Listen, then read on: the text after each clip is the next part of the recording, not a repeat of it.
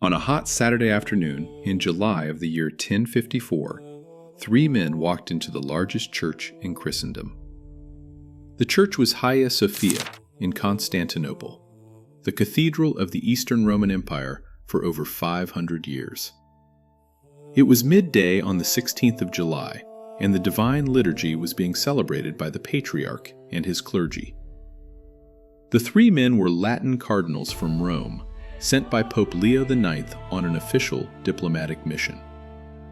At their head walked Cardinal Humbert of Silva Candida, a fierce and unyielding French reformer. With him were Frederick of Lorraine, who would later become Pope, and Peter, the Archbishop of Amalfi. The three men walked past the worshippers, past the choir, and directly to the high altar of the cathedral. There, in the middle of the most sacred liturgy of the Eastern Church, they placed a single document. It was a papal bull formally excommunicating Patriarch Michael Cerularius, the head of the Eastern Church, from Christianity. The cardinals turned, walked back through the cathedral, and at the great doors they shook the dust from their feet.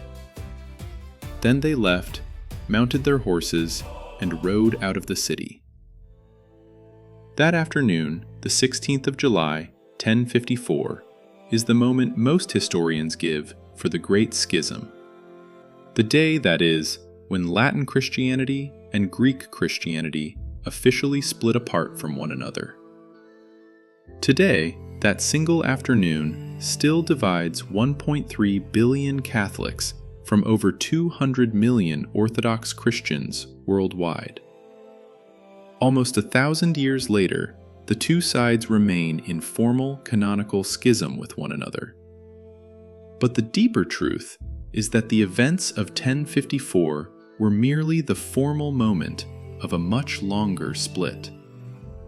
The roots of the Great Schism reach back through centuries of theology, politics, language, and culture itself. And the single doctrinal disagreement at the center of the whole story comes down to one Latin word. Welcome. My name is Brother Aurelian, and today I want to walk you through that long historical division. We will follow it from the splitting of the Roman Empire in the 3rd century to Hagia Sophia in 1054. We will look at the one theological word that divided Christianity in two for nearly 1,000 years. We will look at the political pressures and at the personalities who made the split formal and permanent. Every source in this video is sourced and linked in the description below for you to verify yourself. By the end, you will understand exactly what happened that summer day and why it still matters today. To understand the events of 1054, we have to start nearly 800 years earlier in Roman history. The Roman Empire, at its height, stretched from Britain in the west to the borders of Persia in the east. It was held together by a single emperor, a common Latin administrative language, and a uniform military system. In the year 285 of the Common Era, the Emperor Diocletian divided this vast territory administratively. He split it into two halves, an Eastern Empire and a Western Empire, each with its own administration. This was originally a practical decision. The empire had simply grown too large for one man to rule alone. But the division would slowly become cultural and permanent over the following century and a half of Roman history. In 330, the Emperor Constantine moved the imperial capital itself from Rome to a new city. He named the new city Constantinople and built it on the site of the ancient Greek town of Byzantium. Now there were two Roman capitals, Constantinople in the Greek-speaking east and Rome in the Latin-speaking west. Both cities continued to call themselves Roman, and both continued to think of themselves as universal Christian centers. Then in 476 of the Common Era, the Western Roman Empire collapsed entirely. The city of Rome fell to a series of Germanic tribes, and the Western imperial line ended completely. The Eastern Empire, centered in Constantinople, continued on for another full 1,000 years as a single Roman power. Historians now call this surviving Eastern Empire Byzantine. The Byzantines themselves never used that name at all. They called themselves Romans, Romaioi in Greek, to the very last day of their empire in 1453. This is the crucial cultural fact that scholars sometimes overlook in popular narratives of the Great Schism. The Eastern Christians of Constantinople genuinely thought of themselves as the heirs of the original Roman Empire itself. When Western popes began making claims about their own Roman primacy, the Byzantines found this claim very strange. The Eastern Church was organized around 5 great patriarchates: Rome, Constantinople, Alexandria, Antioch, and Jerusalem. This system was formalized at the great early church councils of Nicaea, Constantinople, Ephesus, and Chalcedon. Together, the 5 patriarchs formed what Eastern theologians called the Pentarchy, the rule of 5 great patriarchates. All 5 patriarchs were considered fundamentally equal in honor and in authority within the universal Christian Church. The Bishop of Rome held a special honorary first place among them, a first among equals position. But he was not, in Eastern theology, a universal monarch standing over the other 4 patriarchates by divine right. That distinction, first among equals versus supreme universal authority, would slowly become the political heart of the schism. But the political heart was not the original theological heart. The theological heart was a single Latin word. That word was Filioque.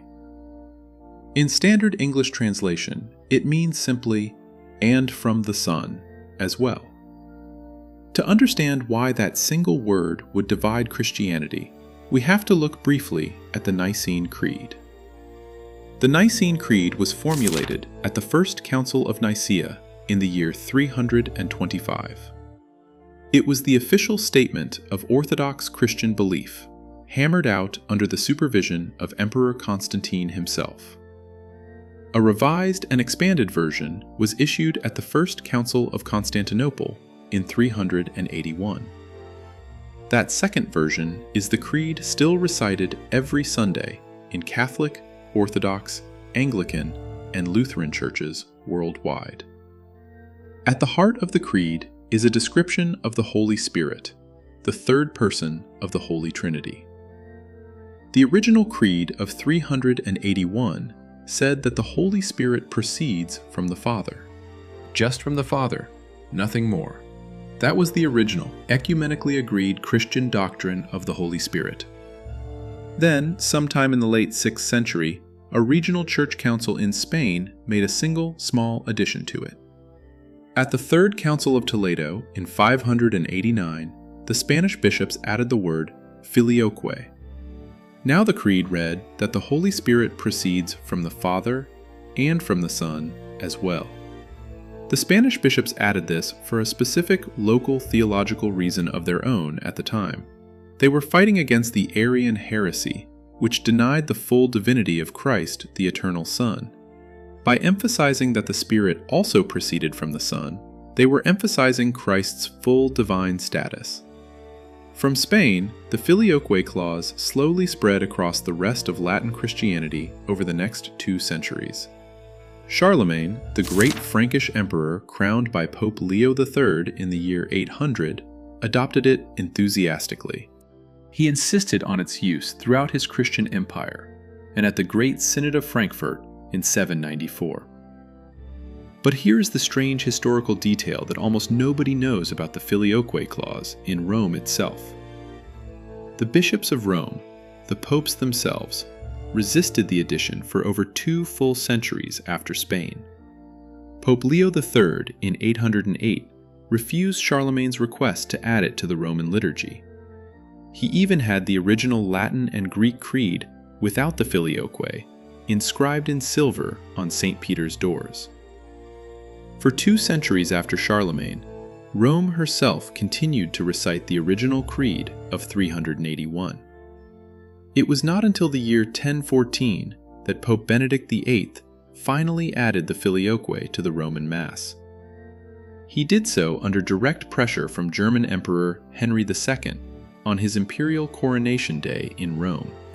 This was just 40 years before the Great Schism would erupt at Hagia Sophia in the summer of 1054. But the East had already objected long before Rome's official adoption of the new clause in 1914. The first major formal protest came from Patriarch Photius of Constantinople in 867. Photius wrote a long theological work called the Mystagogy of the Holy Spirit, denouncing the Filioque edition. For Photius and the entire Eastern Church, the edition was both theological heresy and procedural usurpation of authority. Procedurally, no single church or emperor had the right to alter a creed formulated by an ecumenical council. Only another ecumenical council could change the agreed doctrine of the universal Christian faith for all believers. And the Pope of Rome, in the Eastern view, was not himself an ecumenical council acting alone. Theologically, the addition seemed to undermine the unique role of God the Father as the source of the Trinity. In Eastern theology, the Father alone is the source, the monarchy, of both the Son and the Spirit. The Son is begotten of the Father. The Spirit proceeds from the Father. Two distinct relationships, one source. By saying the Spirit also proceeds from the Son, the West seemed to introduce two sources into the Godhead itself.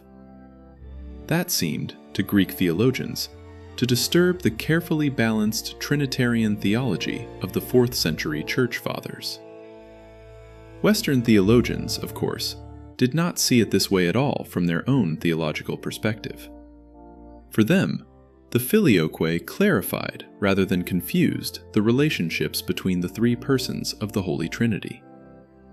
St. Augustine had defended a version of dual procession in the 5th century in his great work On the Trinity. Augustine was the dominant theological influence in the Latin West for nearly 1,000 years of Christian history. Augustinian theology made the Filioque feel obvious and natural to every Western thinker reading the Bible carefully. But the East had never had Augustine in the same overwhelming way that the Latin West actually did. Eastern theology was dominated instead by the Cappadocian Fathers and by St. Maximus the Confessor. For them, the Filioque looked like a confused Latin innovation that broke with the original ancient Christian creed.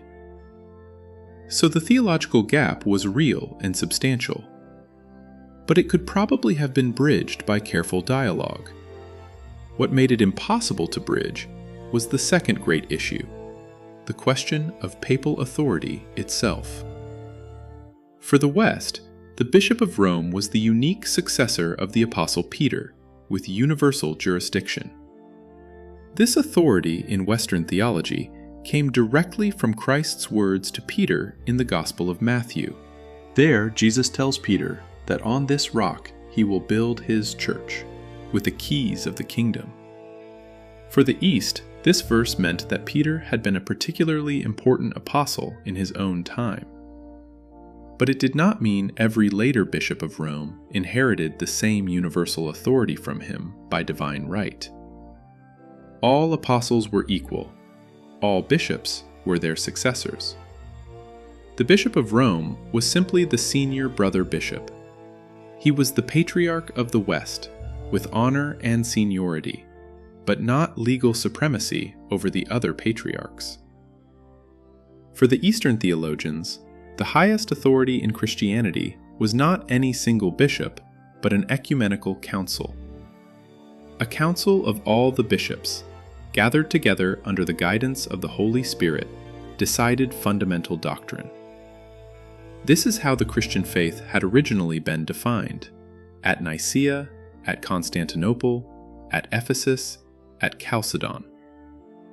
The Pope, in this view, sat at the council as the most senior bishop. not as its sole master. But by the 11th century, the Western papacy had developed a much more elevated self-understanding of its role. Beginning around the year 1049, a movement called the Gregorian Reform swept through the Latin Church. It was led by Pope Gregory VII, and its central claim was the absolute supremacy of papal authority. The Pope, in this reformed view, was the supreme ruler of the universal Christian Church across the entire world. He could depose emperors. He could excommunicate kings. He alone could call ecumenical councils to define doctrine. This claim, when it traveled east, sounded to Byzantine ears like a complete innovation of the 11th century alone. It was simply not how the Christian Church had been organized for the first 1,000 years of its long history. So the two cultures were beginning to drift not just in theology, but in entire ecclesiastical worldview as well. And underneath the theology and the ecclesiology, dozens of smaller liturgical disputes had been quietly accumulating over time. For Byzantine Christians, the Latin Church was making strange and improper changes to ancient liturgical practice everywhere. The most contentious dispute was the question of bread at the celebration of the Holy Eucharist itself. Eastern Christians used leavened bread, bread made with yeast, as the powerful symbol of the risen Christ.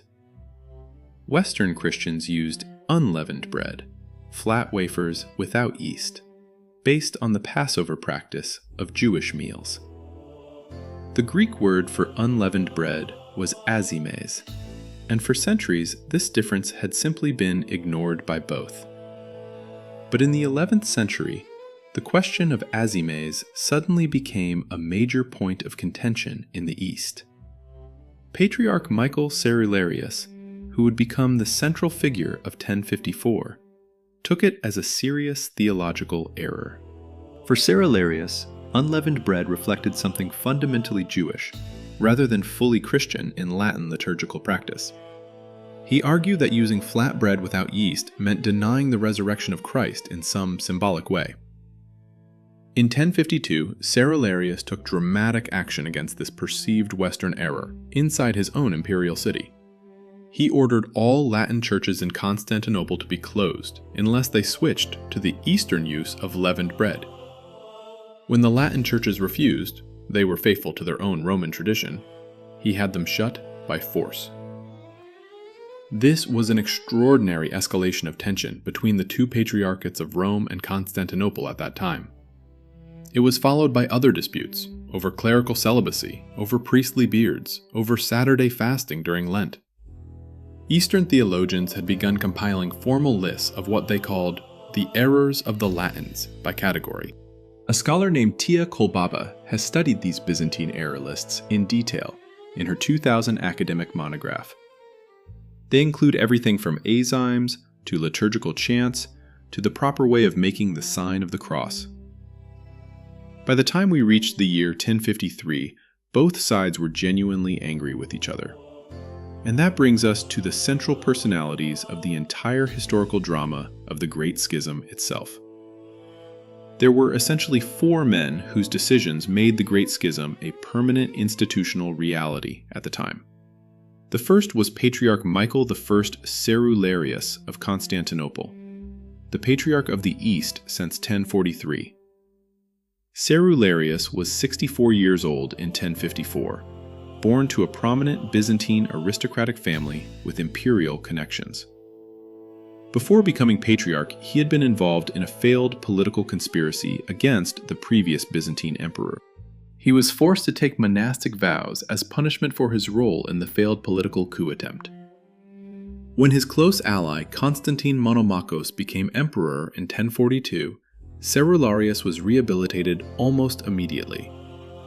Within a year, the new emperor appointed his old ally as the Patriarch of Constantinople in 1043.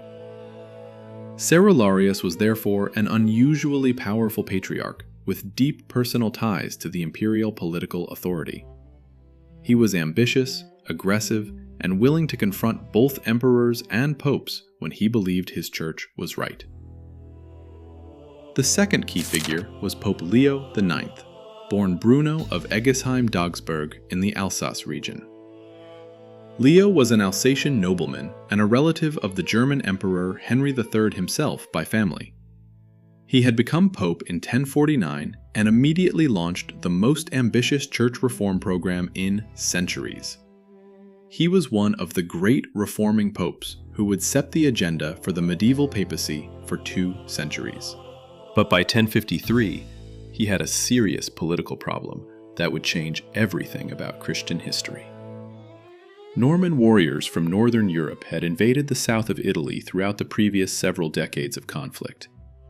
The Normans were ferocious, militarily skilled, and rapidly conquering Byzantine territories in southern Italy and Sicily. They threatened both papal lands in central Italy and the Byzantine theme of southern Italy simultaneously. This common Norman threat made Pope Leo IX and the Byzantines natural potential allies against the Norman invaders. In June of 1053, the Pope led an army personally against the Normans at the Battle of Civitate. He was decisively defeated by the Normans on the 18th of June and captured by the Norman armies that same day. He spent the next 9 months in honorable imprisonment at Benevento in southern Italy under Norman custody. It was during this captivity that the question of Constantinople and the alliance against the Normans became urgent. The third key figure was Cardinal Humbert of Silva Candida, a French Cluniac monk and theological hardliner. Humbert had become the Pope's most trusted theological advisor and his chief writer on matters of doctrine and reform. He was uncompromising, brilliant, polemical, and deeply convinced of the universal supremacy of the Roman Patriarchate. When Cerularius and Leo of Ohrid wrote a letter attacking Latin practices in early 1053, Humbert took it personally. He wrote a furious response on behalf of the still imprisoned Pope in early 1054. His response was so hostile and personal that even modern Catholic historians describe it as wildly intemperate by standards. The fourth key figure was Emperor Constantine IX Monomachos, the Byzantine emperor since the year 1042. Constantine was much more pragmatic than his patriarch and genuinely wanted reconciliation with the Western Catholic Church. He needed papal political alliance to help defeat the Normans threatening Byzantine territories in southern Italy at the time. But he had limited control over his strong-willed patriarch, who saw the matter as deeply theological rather than political. So we have the cast: an aggressive patriarch, a captured reforming pope, a hostile cardinal, a pragmatic emperor. It was in this exact political and theological environment that the legation of 1054 was finally dispatched. Pope Leo IX, still in Norman captivity, appointed 3 legates to travel to Constantinople for negotiations. Their official mission was to seek an alliance against the Normans and to resolve the liturgical disputes peacefully. The 3 legates were Humbert of Silva Candida, Frederick of Lorraine, and Peter, the Archbishop of Amalfi. Frederick was the brother of the Duke of Lorraine and would, ironically, later become Pope Stephen IX. Peter of Amalfi was the senior cleric of the southern Italian city of Amalfi, a key Byzantine ally in Italy. All 3 were strong personalities, and Humbert, as the senior, was firmly in command of the legation's direction. They left Italy in March of 1054, with letters from the Pope to both Cerularius and the Emperor. Now comes a detail that changes everything about how we understand the events of that summer in Constantinople. While the legates were still on their long journey to Constantinople, Pope Leo IX died unexpectedly. He died on the 19th of April, 1054, in Rome, just a month after his release from Norman captivity. This created an extraordinary canonical problem that haunts every modern interpretation of the events that followed. Cardinal Humbert and his fellow legates, by every standard of canon law, lost their official papal authority that day. Papal legates derive their authority entirely from the living pope who commissioned them in the first place. When that pope dies, the legation legally ends. the cardinals become private travelers until a new pope is elected. Humbert and his colleagues either did not know that the pope had died, or they refused to acknowledge it. They continued their mission through the spring and arrived in Constantinople in June of 1054, ready. Patriarch Cerularius, however, almost certainly knew. Imperial messengers traveled between Rome and Constantinople fairly quickly that century. Cerularius received the legates with calculated coldness throughout their stay in the great Byzantine capital city. He saw Humbert's response letter for what it was, a direct insult to the Eastern Patriarchate of Constantinople. He refused even to meet the cardinals officially, or to accept the letters they had been instructed to deliver personally. For about 6 weeks, the legates remained in Constantinople in a kind of awkward diplomatic limbo, with no progress. They held theological debates with Byzantine clergy, including a public defeat of one Niketas Stathatos, an Eastern monk. Stathatos had written a tract called On Azymes, attacking the Latin use of unleavened Eucharistic bread. Humbert pressured the emperor into having Stathatos publicly retract his book and apologize for writing the tract. But the underlying tension between Humbert and Patriarch Cerularius continued to escalate dramatically throughout the entire month of July. Finally, by the middle of July, Humbert had decided that further negotiation was completely impossible with Cerularius. He drafted a formal bull of excommunication against the Patriarch personally, and against his closest theological allies. The bull was titled in Latin, A Brevis et succincta commemoratio, a brief and concise commemoration of charges. It listed Cerularius's alleged errors and formally cut him off from Christian communion with Rome and the West. The accusations in the bull were extreme, and in many cases, factually inaccurate even by medieval standards of dispute. Cerularius was accused of being a Simoniac, a Pneumatomachian, and a Manichaean, 3 classical ancient heresies. He was accused of denying the very procession of the Holy Spirit, which he did not actually deny at all. Modern Catholic historians like Henry Chadwick have argued that Humbert simply misunderstood Cerularius's actual theological views. But the bull was drafted, sealed, and ready for delivery by Humbert in the second week of July, 1054. And then, on the 16th day of July, 1054, the 3 cardinals walked into Hagia Sophia together.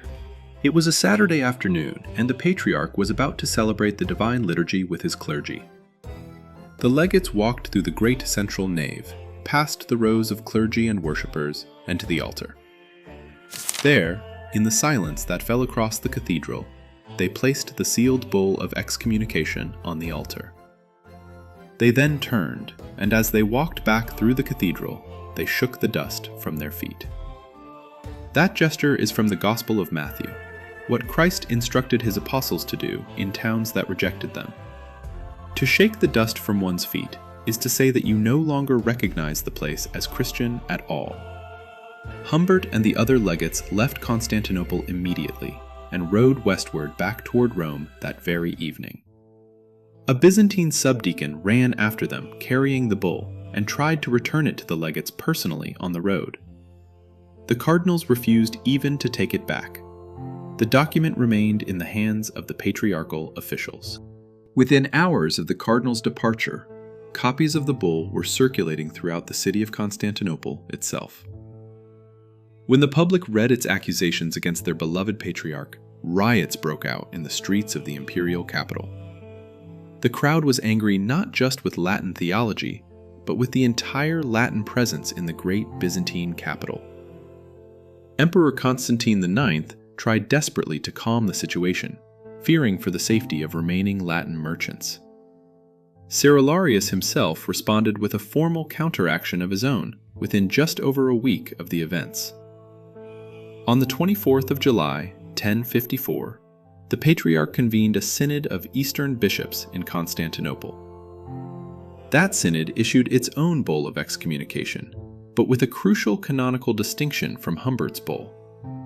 It excommunicated the 3 legates personally, by name: Humbert, Frederick of Lorraine, and Peter of Amalfi. It did not excommunicate Pope Leo IX himself or the entire Western Christian Church as a single body. This was canonically very important and is a detail that most casual accounts of the schism overlook entirely today. Both sides, in fact, formally excommunicated only specific individuals, not entire Christian communions at all. That technical limitation is what would eventually allow the formal mutual excommunications to be lifted 9 centuries later. For the moment, however, the institutional damage was done, and the immediate diplomatic relationship was completely shattered. News of the events traveled slowly across Europe in the 11th century, and reactions also developed slowly. In the immediate aftermath, most ordinary Christians on both sides simply did not know that anything dramatic had happened. There was no sudden split between Catholic and Orthodox Christianity in the popular imagination of the 11th century. Latin pilgrims continued to travel to Constantinople. Greek monks continued to live in Italy without significant problem. Marriages continued to be celebrated between members of both Christian communions across Europe for decades to come. Even diplomatically, the next pope, Victor II, simply ignored the excommunications and continued normal relations with Greeks. For most contemporary Christians, the events of July 1054 were just another episode in an ongoing series of disputes. The events became the Great Schism, with capital letters, only retrospectively as historians looked back at them later. The institutional and cultural rupture between East and West would deepen slowly across the following 2 centuries of history. But the truly devastating moment, the one that would make reunion almost impossible, came in 1204. In April of 1204, the Fourth Crusade arrived not in the Holy Land, but at the gates of Constantinople. The Crusaders had been diverted from their original target by political and financial circumstances in Venice and Hungary.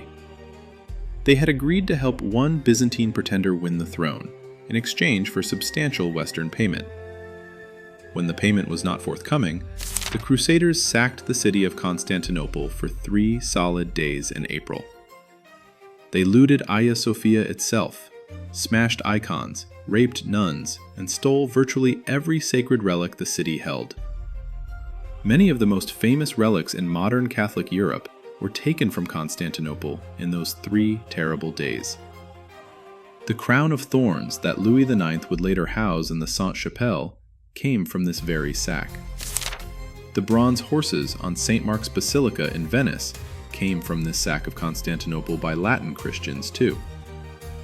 For Eastern Christians, this attack was the true and unforgettable break between the 2 traditions of Christianity forever. It was Christians sacking Christians at the order of Crusaders who had been blessed by the Pope himself. After 1204, the words Latin and Christian began to feel mutually exclusive in the Eastern Byzantine world. There were further attempts at formal reconciliation between the 2 churches over the following 2 centuries of history. At the Second Council of Lyon in 1274, Byzantine representatives accepted reunion with Rome formally. But the agreement was rejected by Eastern monastic communities and Eastern clergy almost immediately upon their return home. At the Council of Florence in 1439, an even more elaborate agreement of reunion was hammered out. Byzantine representatives, desperate for Western military aid against the advancing Ottoman Turks, signed the formal agreement. They returned to Constantinople, and once again the Eastern Church almost universally rejected the reunion agreement immediately. Then, on the 29th of May, 1453, the city of Constantinople fell to the Ottoman Turkish forces. The last Byzantine emperor died defending the walls. The Hagia Sophia was converted into a great Muslim mosque. The Eastern Roman Empire that had existed for 1,123 years had come to an end. From that point forward, the Eastern Orthodox Church survived without imperial support for the first time in centuries. It continued under Ottoman rule and through the rise of an independent Russian Orthodoxy in the following centuries. The Catholic Church, meanwhile, faced its own internal crises, with the Protestant Reformation in the 16th century. For the next 900 years, the two communions of Catholic and Orthodox continued in mutual canonical excommunication. Then, in the 20th century, two ecclesiastical leaders decided that the time for a formal reconciliation had come. On the 7th of December, 1965, something remarkable happened in two cities at the same hour. Pope Paul VI in St. Peter's Basilica in Rome and Patriarch Athenagoras in Constantinople made simultaneous announcements. Both leaders formally lifted the mutual excommunications that had been imposed in July of 1054 against persons.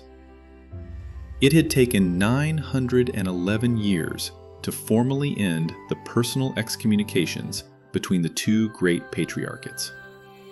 But the deeper theological and ecclesiological divisions, of course, remained, and remain in canonical place even today.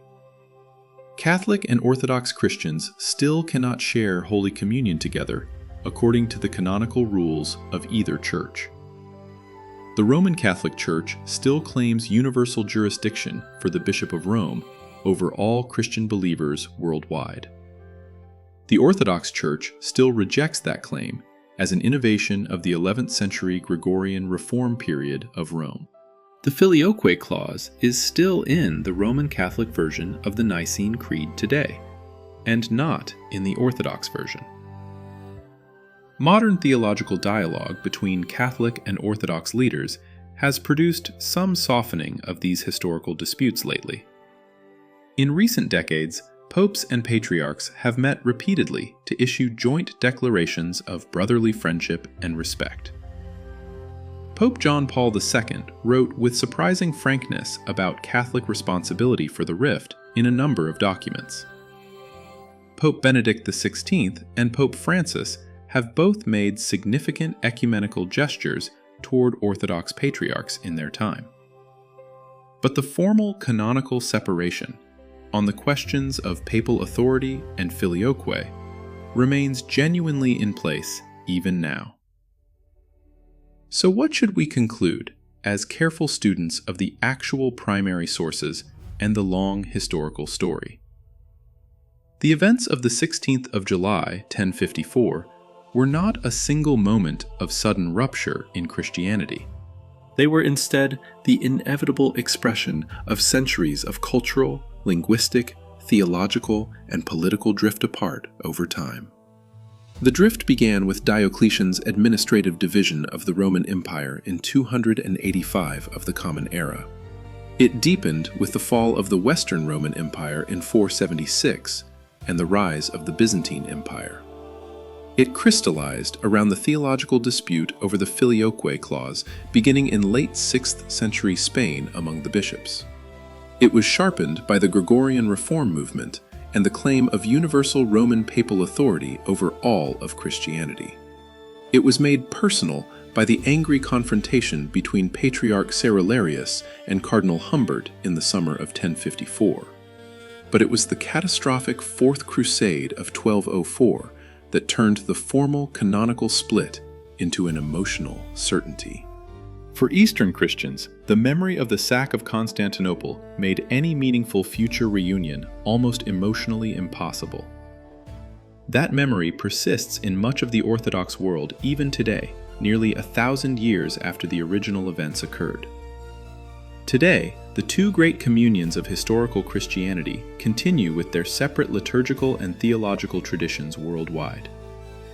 They share the Nicene Creed, the 7 ecumenical councils, the Bible, the apostolic succession, and the basic doctrines. They differ on filioque, on papal authority, on a few liturgical details, and on which calendar to use for major feasts. From a distance, the differences can seem small. From inside the tradition, they continue to feel substantial today. The Great Schism remains the longest-standing institutional division in the entire 2,000-year history of the Christian faith. And it began on a hot Saturday afternoon with 3 cardinals walking quietly into the largest church in the world.